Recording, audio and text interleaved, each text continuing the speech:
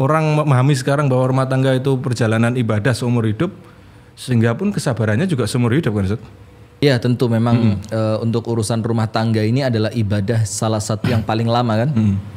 Karena untuk sholat, untuk puasa, untuk haji dan ibadah yang lainnya itu waktunya singkat saja. Hanya mungkin Ramadan 1 bulan, sholat mungkin 5-10 menit, bahkan jarang sekali sampai 10 menit kan. Tapi pernikahan itu ibadah yang kita harapkan bisa kita lakukan dan terus bernilai ibadah sepanjang usia. Mulai kita mengucapkan ijab qabul sampai kelak kita meninggal dunia tentu dengan izin dan pertolongan dari Allah. Maka tentu persiapannya juga harus matang. Sholat saja kita perlu ilmu kan, yang 5 menit. Maka untuk ibadah yang panjang juga tentunya memerlukan ilmu. Maka tetap dua sisi Ustadz ya? Dua sisi, semuanya begitu. Kalau ada baiknya kita diperintahkan untuk merawat dengan baik. Iya. Kalau ada kurang baiknya kita disuruh bersabar dan memperbaiki keadaan. Dan memperbaiki, betul. Tidak ada kata terlambat untuk memperbaiki. Maka ada ungkapan yang sangat keren gitu ya. Apa ungkapannya? Menikah dengan orang yang engkau cintai itu kemungkinan, tapi mencintai orang yang telah engkau nikahi adalah kewajiban. Nah berarti sekarang nomor 1, tetap cintai orang yang ada di sisi Anda. Itu poin penting nomor 1. Jangan sampai menampakkan kebencian. Nah, ini kadang-kadang kita salah. Kadang-kadang kita mentang-mentang, wah saya nggak cinta sama kamu, saya nggak cinta sama kamu, saya cinta sama dia, cuma ini dorongan orang tua ini keadaan yang menjadikan saya harus nikah sama kamu. Nah ini menampakkan kebencian dan itu jangan, karena Anda akan melukainya. Sebagaimana ketika Abu Hurairah radhiyallahu taala anhu itu ditanya oleh seorang laki-laki, yang laki-laki ini memiliki anak gadis yang sudah siap menikah. Dibilang, wahai Abu Hurairah, aku memiliki seorang anak perempuan masih gadis dan dia siap menikah. Fa ila man uzawwijuha, kepada siapa aku harus menikahkannya? Artinya aku harus cari mantu laki-laki semacam apa? Kata Abu Hurairah radhiyallahu taala anhu, kriterianya mudah sekali, nggak harus tingginya sekian, berat badan sekian, pekerjaannya ini, kulitnya seperti ini. Apa kata Abu Hurairah? Zawwijha at-taqi. Nikahkan anak gadismu dengan seorang laki-laki yang kriterianya hanya 1. Apa itu? Dia orang yang bertakwa. Dia orang yang bertakwa. Kenapa harus dinikahkan anak gadis kita dengan orang yang bertakwa? Dikatakan oleh Abu Hurairah, ketika dia mencintai putrimu, maka dia akan memuliakan putrimu. Tapi ketika ternyata dia tidak mencintai putrimu, apa yang terjadi? La yazlimuha. Minimal orang yang bertakwa tidak akan berani zalim kepada anak perempuanmu.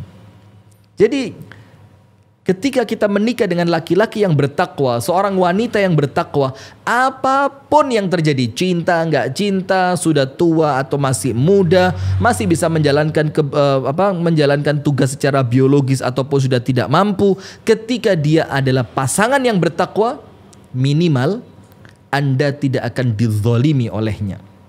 Nah, maka sikap yang pertama ketika Anda menikah dengan orang yang tidak Anda cintai atau cintaku milikmu, ragaku miliknya, seperti itu. Nah maka minimal nomor 1, jangan tampakkan kebencian kepada orang yang saat ini ada di samping Anda dan hidup bersama Anda dan dia menjadi pasangan hidup Anda. Jangan tampakkan kebencian. Walaupun Anda tidak mencintainya, minimal jangan tampakkan apa? Kebencian. Contoh, ini dalam urusan makanan. Dalam urusan makanan disebutkan di dalam hadis yang sahih bahwasannya An-Nabi SAW ma'aba ta'aman qattu, tidak pernah sekalipun An-Nabi SAW mencela makanan, tidak pernah. Wah terlalu asin, oh terlalu pedas, oh kurang mateng, oh terlalu gosong, gak pernah. Apa yang Rasul lakukan? In syahiya akala wa illam yashtahi tarakah. Kalau Rasul senang, Rasul makan. Kalau Rasul tidak senang, tidak pakai ucapan yang menunjukkan kebencian, cukup Rasul tinggalkan. Nah, bukan berarti pasangannya harus ditinggalkan, bukan. Tapi maksudnya jangan tampakkan kebencian. Karena apa? Anda tidak mencintainya itu bukan dosa. Karena cinta itu tadi anugerah. Tapi Anda menzoliminya itu dosa. Anda membencinya itu dosa. Karena dia boleh jadi ibu dari anak-anak Anda. Dia boleh jadi ayah dari anak-anak Anda. Dia boleh jadi yang merawat Anda ketika Anda sakit. Dia boleh jadi yang capek untuk memberikan kehidupan kepada Anda. Maka kalaupun Anda tidak mencintainya, minimal jangan tampakkan kebencian. Nomor 2, perhatikan pada perkara-perkara yang bisa menumbuhkan cinta. Jangan Anda sibuk dengan sesuatu yang menjadikan Anda semakin tidak mencintainya. Nah, ini kadang-kadang kita salahnya di situ. Kalau sudah terlanjur tidak cinta kepada seseorang, itu yang dilihat jeleknya terus, sehingga memupuk kebencian kita. Kalau sama orang yang disukai, yang dilihat bagusnya terus, nggak pernah lihat jeleknya gitu. Sampai dalam pepatah Arab itu dikatakan ainur ridha anil aibi kalilatun, atau saya lupa syairnya. Pokok mata yang terlanjur cinta itu memandang aib itu tumpul. Jadi mata ini nggak tajam ngelihat aib. Jadi seakan-akan itu bukan aib, kebaikan terus yang dilihat ketika Anda cinta. Tapi ketika Anda sudah benci, maka kebaikan pun terlihat seperti keburukan. Nah, maka poin yang kedua yang harus Anda lakukan, senantiasa gali, dan ini merupakan PR Anda. Cari, fokus pada perkara-perkara yang bisa menumbuhkan cinta Anda kepada pasangan Anda saat ini. Itu poin kedua. Nah, maka contohnya begini. An-Nabi sallallahu alaihi wa ala alihi wa sahbihi wasallam itu menyebutkan di dalam hadis yang sahih, yang ini banyak terulang di dalam kajian-kajian rumah tangga. La yafruku mu'minun mu'minatan. Tidak boleh seorang suami yang beriman membenci istrinya yang beriman. Tidak boleh. Kenapa?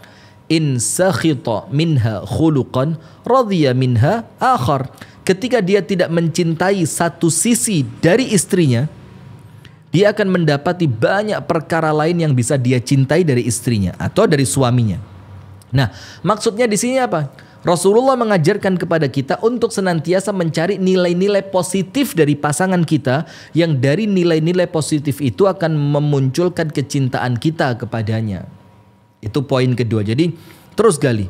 Oh, mungkin dia sama anak-anak saya begitu perhatian. Oh, mungkin dia dengan ibu saya cocok. Oh, dia dengan keluarga saya baik. Oh, dia itu walaupun saya tidak mencintainya, tapi dia kepada saya begitu perhatian. Nah, jadi senantiasa gali perkara-perkara yang memunculkan cinta. Poin ketiga, realistis. Yang dewasa, berpikir yang matang begitu. Artinya apa? Anda harus tahu orang yang sekarang hidup dengan Anda, memang dia bukan orang yang Anda cintai. Tapi orang yang Anda cintai sekarang bukan pasangan Anda. Realistis ya? Realistis. Jadi ketika Anda terus memupuk perasaan cinta kepada orang yang saat ini bukan pasangan Anda semakin tersiksa. Dapat apa? Cuma perasaan. Nggak bisa kumpul sama dia, nggak bisa makan bareng dengan dia, nggak bisa semobil dengan dia. Nah, maka realistis ini merupakan sesuatu yang penting untuk ketika Anda dihadapkan dengan masalah cintaku untukmu, ragaku untuknya atau miliknya begitu ya. Jadi yang realistis. Nah, contoh realistis ini begini. Ketika ada seorang sahabat Mughith dan Mughirah yang pernah kita ceritakan juga, yang Mughith ini cinta mati sama Mughirah, tapi ternyata Mughirah tidak mau sama dia. Sampai akhirnya si Mughith ini minta tolong sama Nabi Muhammad. Ya Rasulullah, tolong ya Rasulullah. Maka Rasulullah mengatakan, ya udah aku coba tolong. Rasulullah memanggil Mughirah tadi. Kemudian ketika Rasulullah mengatakan, aku ini cuma perantara, bukan nyuruh. Mau ndak kamu nikah sama Mughith? Kemudian perempuannya bilang, ya Rasulullah, kalau ini perintah aku lakukan. Tapi kalau ini sekedar saran, aku tidak cinta sama dia. Rasul bilang ini sekedar saran. Nah maka ternyata perempuan itu tidak mau. Maka Rasulullah ngomong sama Mughith tadi, sudah Mughith, yang realistis saja.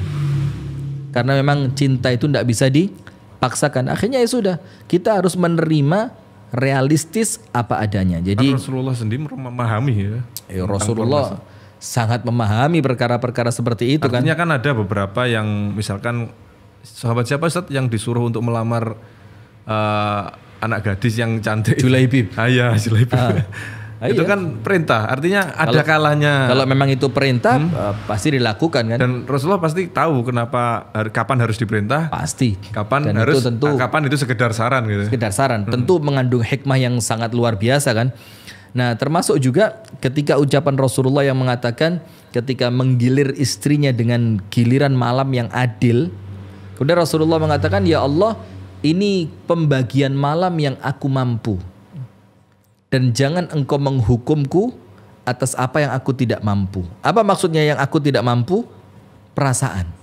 Di mana Rasulullah lebih mencintai ibunda Aisyah dibandingkan istri yang lain. Itu tidak mampu kata Rasulullah, karena ini sudah perasaan yang Allah masukkan ke dalam hati. Tapi realistisnya Rasulullah tetap membagi waktu dengan adil. Walaupun di akhir hayatnya ketika Rasulullah sakit dipindahkan dari satu rumah istrinya ke rumah istri yang lain, Rasulullah mesti tanya kan, malam ini malamnya siapa? Malam ini malamnya siapa? Dan istrinya ngerti yang dicari adalah malamnya siapa? Ibunda Aisyah. Maka mereka rembuk dan mereka mengikhlaskan malam mereka untuk seluruhnya diberikan kepada ibunda Aisyah. Nah itu realistis. Nah maka Anda harus realistis. Dan kemudian yang keempat, apa sikap yang seharusnya Anda lakukan ketika cintaku milikmu, ragaku miliknya? Poin yang keempat, jangan Anda hidup dan waktu Anda, pikiran Anda, tenaga Anda, fokus Anda itu habis hanya dengan urusan cinta. Apa? Kok 24 jam cinta terus, kepikiran terus, gak bisa fokus terus, harus berkhayal terus. Apa ini? Ini menunjukkan orang yang kurang kesibukan positif ini. Coba yang positif. Jalan keluar bareng istri, main-main dengan anak-anak, melakukan aktivitas yang positif, menulis faidah-faidah ilmu, mendatangi majelis-majelis ta'lim, ikut kerja bakti di kampung kita. Sibukkan diri Anda dengan kegiatan-kegiatan yang positif. Dan kegiatan positif yang paling positif adalah ibadah kepada Allah. Wa idza faraghta fansab. Apabila engkau selesai dari suatu kesibukan, maka lakukan kesibukan yang lain. Nah, ini 4 sikap yang harus Anda lakukan karena memang hidup ini terkadang penuh dengan ujian.